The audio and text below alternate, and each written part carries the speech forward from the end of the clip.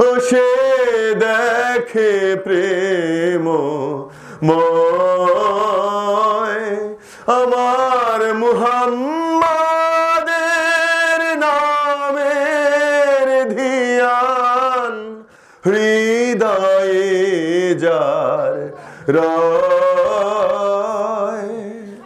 যে খুশ নসিব গিয়াছে ওই নামের স্রোতে ভেসে জেনেছে সে কোরআন হাদিস ফিকা এক নিমিষে মোর নবীজির বরমালা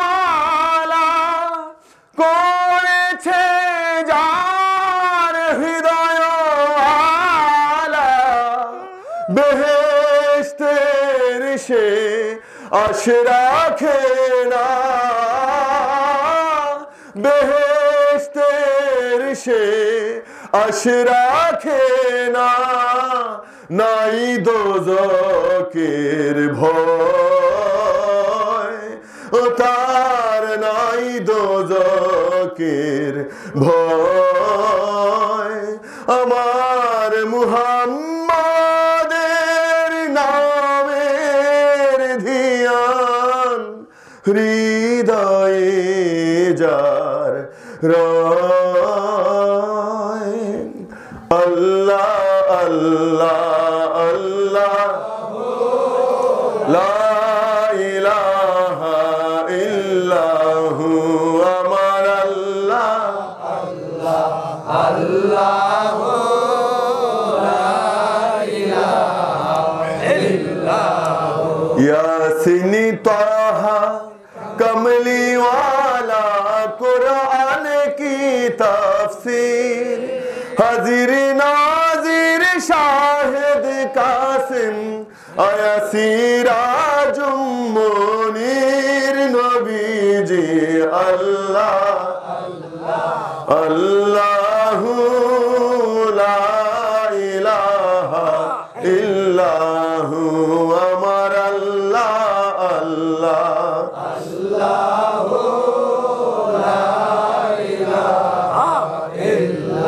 अव्वल आखिर सब कुछ जाने देखो बाईदू करीब गायब की खबर देने वाला नबी शब्दটা এই শব্দের আভিধানিক অর্থই হচ্ছে গায়েবের খবরদাতা সুবহানাল্লাহ বলবেন না সুবহানাল্লাহ গায়েব কি খবর দেনে वाला अल्लाह का हबीब नबी जी अल्लाह अल्लाह अल्लाह ला इलाहा इल्लाहु अमर अल्लाह अल्लाह अल्लाह ला इलाहा इल्लाहु शांति दाता रहमत दाता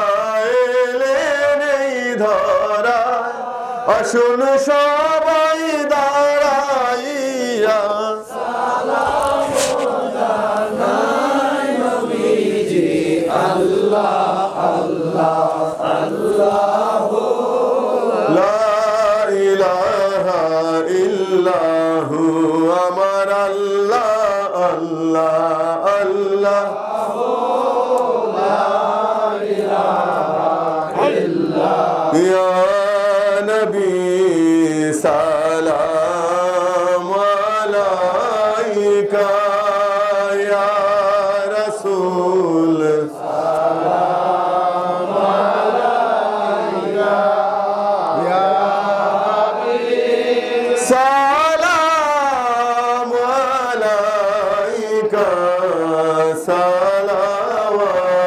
सलावतुल्लाह अर्श से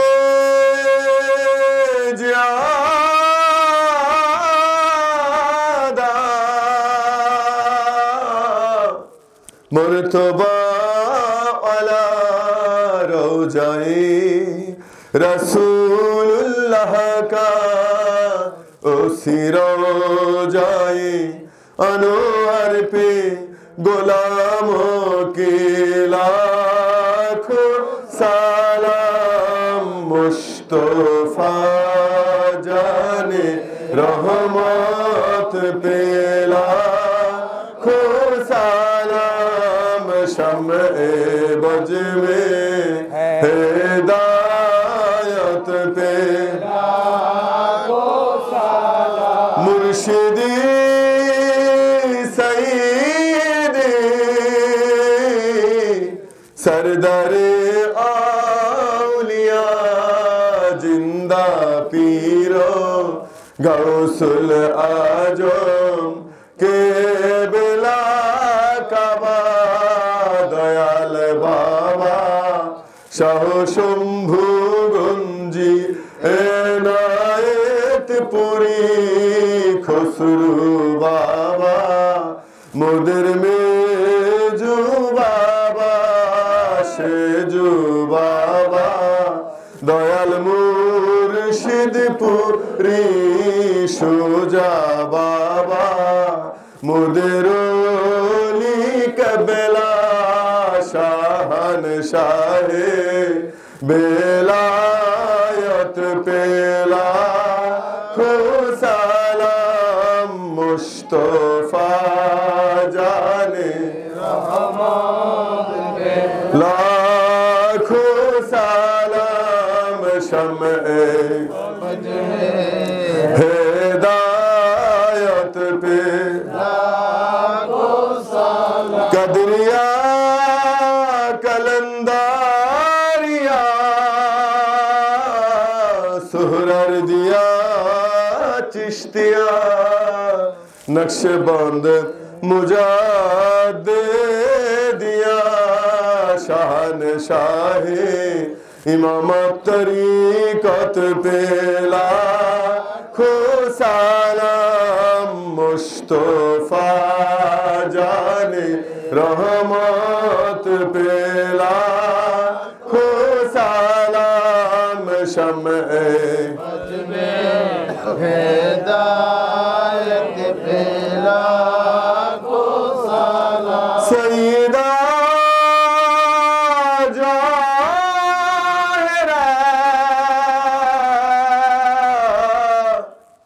जो जाए मौला अली मैं तुझा यानी जगत जननी माँ फातिमा खातूने जन्नत पेला खो सलाम मुस्तफा जाने रहमत पे लाखों सलाम शम्ए बज में हिदायत पे সবাই একটু চক্ষু বন্ধ রাখবেন মাবুদ মাওলা বিশ্ব শান্তির মহান সাধক গাউসুল আজম খাজা বাবা শাহ ইউনুস আলী রায়পুরি হুজুর পাকের কদম মুবারকের ফয়েজের তুফাইলে জামানার মহান মুজাদ্দিদ গাউসুল আজম খাজা বাবা শাহ শম্ভুগঞ্জি আব্বাদান কাবলার কদম মুবারকের ফয়েজের তুফাইলে আল্লাহ আমাদের লালকুটি দরবার শরীফের কদরিশির মহামান্য সুজা হুজুর পীর কেবলাদানের কদম মুবারকের ফয়েজের তুফাইলে আল্লাহ ইয়া রাব্বুল আলামিন জামানার গরিবে নওয়াজ আমার ওলি হুজুর পীর কেবলাদানের কদম মুবারকের ফয়েজের তুফাইলে আল্লাহ প্রত্যেকের আপন আপন মুর্শিদে কেবলার কদম মুবারকের ফয়েজের তুফাইলে মাবুদ কারবালার জমিনটা পাগলদের চোখের সামনে ভাসায় দাও ইয়া রাব্বুল আলামিন শুহাদায়ে কারবালা ও ও কারবালা আল্লাহর হুজ্জাত মাওলা হাসান পাক আলাইহিস সালাম পৃথিবীর জমিনে একটা লাশ যে লাশটাকে দ্বিতীয়বার গোসল করাতে হয়েছে মাওলা হাসান পাক আলাইহিস সালাম ইন্তেকালের পর বিষ প্রয়োগে ওনাকে হত্যা করা হয়। ইন্তেকালের পর উনার খাটিয়া মুবারক দিয়ে লাশ মুবারক নিয়ে যাওয়া হচ্ছে, কিন্তু ওই বিতর্কিত ব্যক্তির অনুসারীরা তারা মাওলা হাসান পাক আলাইহিস সালামের ওই কফিনের ভেতরে, ওই খাটিয়ার ভেতরে পর্যন্ত তীর নিক্ষেপ করেছে। মাওলা হাসান পাকের দেহ মোবারকে ইন্তেকালের পরও দেহ মোবারকে তীর লাগার পরেও তার দেহ মোবারক থেকে রক্ত মোবারক ঝরতেছিল। সুবহানাল্লাহ। কত জাগ্রত তিনি অত্যন্ত সরল প্রাণের ছিলেন। যে জায়েদা ওনাকে বিষ পান করিয়েছিলেন তিনি জানতেন, তাকে বলতেছিলেন, জায়েদা তোমার ইচ্ছাতে দুনিয়া ছাড়তেছি, ওয়াদা করলাম, কথা দিলাম, তোমাকে না নিয়ে জান্নাতে যাব না। তারা আহলে বাইত, আল্লাহর হুজ্জাত মাওলা হাসান, আল্লাহর হুজ্জাত মাওলা হুসাইন, ইমাম আলী আকবর, ইমাম আবদুল্লাহ, ইমাম আলী আজগর, ইমাম বীর কাসিম, আমার মা সখিনা, মা শহর বানু,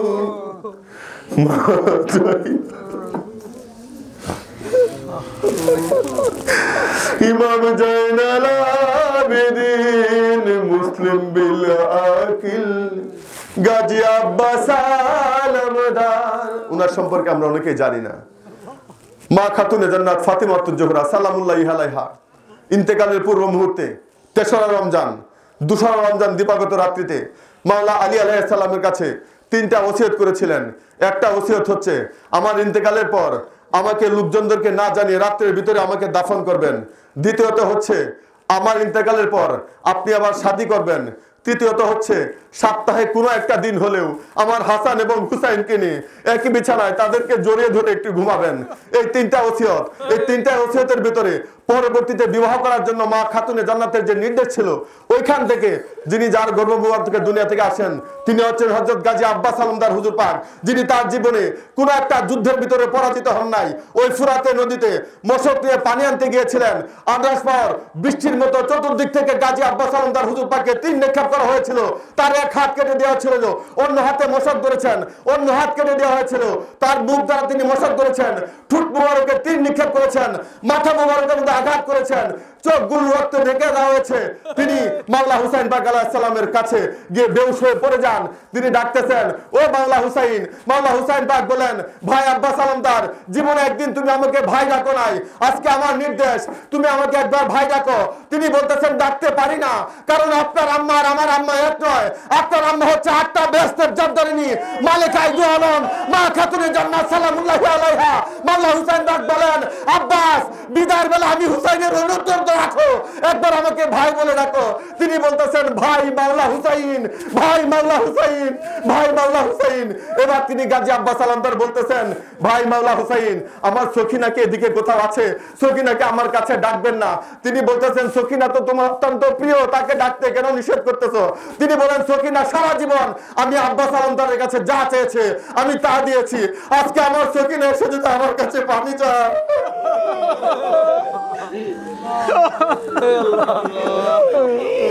আমি তো পানি দিতে পারবো না। মা সকিনা বলতেন, আমার গাজী আব্বাস আলমদার চাচা যান চাঁদের থেকেও সুন্দর। গাজী আব্বাস আলমদার হুজুর পাকের আম্মা যান, তিনি কত বড় আশিকা ছিলেন। তিনি যখন শুনতে পেয়েছিলেন যে কারবালার জমিনে সবাই শহীদ হয়েছে, মাওলা হুসাইন পাক নেই, তিনি তার সন্তানের কথা জিজ্ঞাসা করে তিনি বলতেছেন, অভিযোগ তুলে দিচ্ছেন, আমার হুসাইন শহীদ হয়, আমার আব্বাস কোথায় ছিল? আমার আব্বাস কেন তাড়ছে না আমার হুসাইনের সামনে ধরে? গাজী আব্বাস আলমদার বলতেছে, মাওলা হুসাইন, আমার তো 2টো হাত কেটে দিয়ে হয়েছে, বেয়াদবি নেন না।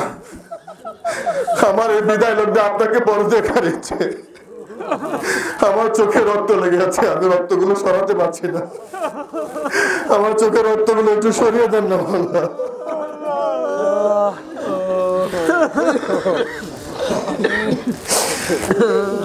আল্লাহ গাজী আব্বাস আলমদারের সিনা মুবারক থেকে পাগলদের সিনার মধ্যে তাহাজ্জুদ ভিক্ষা চাই, সকলে আমিন বলুন। ইয়া নবী সালাম আলাইকা, ইয়া রাসূল সালাম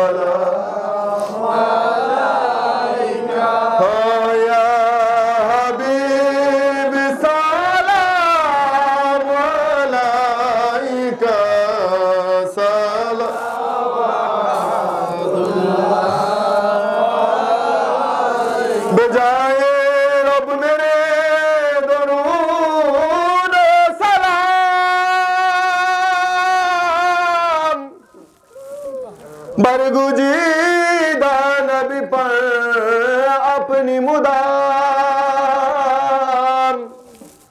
सल्लुमु या कौम वल सल्लु अला सद्रिल आमीन मुस्तफा मजाइल्ला रहमतुल लिल आलमीन बलगल उलाबी कमालिही कशफत दुजाबे जमालिही हसनात जमिया किसालिही सल्लु अलैहि आलिही बलगल उलाबी कमालिही कशफत दुजाबे जमालिही हसनात जमिया किसालिही सल्लु अलैहि आलिही। আমার কথায় আলোচনায় কেউ যদি কষ্ট পেয়ে থাকেন আল্লাহর রাস্তায় আপন আপন মুর্শিদের কদমের উসিলায় ক্ষমা করবেন আমার জন্য। বিদায় নিচ্ছি আপনাদের কাছ থেকে। আসসালামু আলাইকুম ওয়া রাহমাতুল্লাহি ওয়া বারাকাতুহু। দোয়া করুন। আলহামদুলিল্লাহ, আর বেশি দেরি নয়, ফাতিহা শরীফ আদায় করে দোয়া করে দেওয়া হবে। আপনারা যারা এসেছেন আমার মনে হয় কেউ হয়তো বাবাকে হারিয়েছেন, নয়তো মাকে হারিয়েছেন। তবে যাদের বাবা মা বেঁচে আছে একটু মূল্য দিয়ে। এই সম্পদ হারিয়ে গেলে সব পাবে, কিন্তু পায়ে হাত রাখার মতো ওই দুইটা পাওয়া যাবে না। তো আমরা সকলের জন্য দোয়া করব। আমাদের তরিকাটা এত সুন্দর একটা তরিকা, একটু 2টা মিনিট আমাদের আব্বা বলতে শিক্ষা দিয়েছেন, বাবা যদি তরিকার ভিতরে ভর্তি হও বাবার জন্য দোয়া করবা, মায়ের জন্য দোয়া করবা। তবে একটা শিক্ষা নাও, যখন দোয়া করবা 7 বার আস্তাগফিরুল্লাহ পড়বা, কারণ আস্তাগফিরুল্লাহ পড়লে তোমার গুনাহ মাফ হবে, তোমার আব্বা আমার গুনাহ মাফ হবে। সুবহানাল্লাহ। এরপরে বিসমিল্লাহ সহকারে 3 বার সূরা ফাতিহা পড়বা, পড়লে কি হবে, তোমার আমল নামায় আমার আল্লাহ পাক 2টা কোরআন শরীফের খতমের সওয়াব দান করবে। সুবহানাল্লাহ। এরপরে কি করবা, তুমি তোমার আব্বা আম্মার জন্য, দাদা দাদুর জন্য বিসমিল্লাহ সহকারে 10 বার সূরা ইখলাস পাঠ করবা। 9 বার পাঠ করলে 3 খতমের সওয়াব পাওয়া যায়। হয়তো কিছু ভুল ত্রুটি হয়েছে, এজন্য আরেকবার সর্বমোট 10 বার পাঠ করবা। তাহলে তোমার আমল নামায় 3 পারা কোরআন শরীফের খতম আমার আল্লাহ পাক তোমাকে দান করে দিবেন। সুবহানাল্লাহ। এত কিছু করলেন। হযরত ওমর ফারুক বলেন, যত আমলই করো, যত দোয়াই করো, তোমাদের কোনো দোয়া কবুল হবে না যদি নূরের নবীর উপরে দরুদ শরীফ না পড়ো। সুবহানাল্লাহ। এজন্য সম্ভবত হুজুর পাক শিক্ষা দিয়েছেন সবার শেষে 11 বার দরুদ শরীফ পড়বা, তারপরে তুমি তোমার জন্য দোয়া করবা, তোমার বাবা মায়ের জন্য দোয়া করবা। আপনারা জানেন না দুনিয়ার মানুষ দোয়া করলে কবরবাসী কত আনন্দিত হয়, কত আনন্দিত হয়। মুজামের একটা হাদিস, দয়াল নবীজি বলেন, এই দুনিয়ার মানুষেরা যখন কবরবাসীর জন্য দোয়া করে, কবরবাসীর জন্য দোয়া করার সঙ্গে সঙ্গে এই দোয়াটা ওই কবরবাসীর জন্য একটা টুপি হিসেবে চলে যায়, তার কবরের আযাব মাফ হয়ে যায়। এই দৃশ্যটা দেখার পরে, কবর তো একটা না, এই কবরের পাশে আরো অনেক কবর থাকে, তখন ওই কবরবাসী গুলা যে কবর দোয়া পাইছে, এরা কবরের এক প্রান্ত থেকে আরেক প্রান্ত দৌড়াদৌড়ি করে আনন্দের কারণে, যে আমাদের সন্তান আজকে আমাদের জন্য দোয়া করছে, আমার নাতি আজকে আমার জন্য দোয়া করছে, আমার বাচ্চারা আজকে আমার জন্য দোয়া করছে। তখন ওই কবর গুলা তারা আফসোস করে, হায় রে হায়, আমার বাচ্চারা যদি একটু দোয়া করতো, আমাদের নাতিরা যদি একটু দোয়া করতো, আজকে তাদের যেমন ঈদের দিন ছিল, আমাদের তো ঈদের দিন হইতো। সম্মানিত বাবাজিরা, যেখানে দোয়া করা হয় আপনারা অংশ নেবেন। তো আমরা আর দেরি করতেছি না, আপনারা অন্তর থেকে মহব্বত করে চলুন আমরা 7 বার আস্তাগফিরুল্লাহ, 3 বার সূরা ফাতিহা, 10 বার সূরা ইখলাস এবং 11 বার দরুদ শরীফ আদায় করি। أعوذ بالله من الشيطان الرجيم بسم الله الرحمن الرحيم أستغفر الله ربي من كل ذنب وأتوب إليه أستغفر الله ربي من كل ذنب وأتوب إليه أستغفر الله ربي من كل ذنب وأتوب إليه أستغفر الله ربي من كل ذنب وأتوب إليه أستغفر الله ربي من كل ذنب وأتوب إليه أستغفر الله ربي من كل ذنب وأتوب إليه أستغفر الله ربي من كل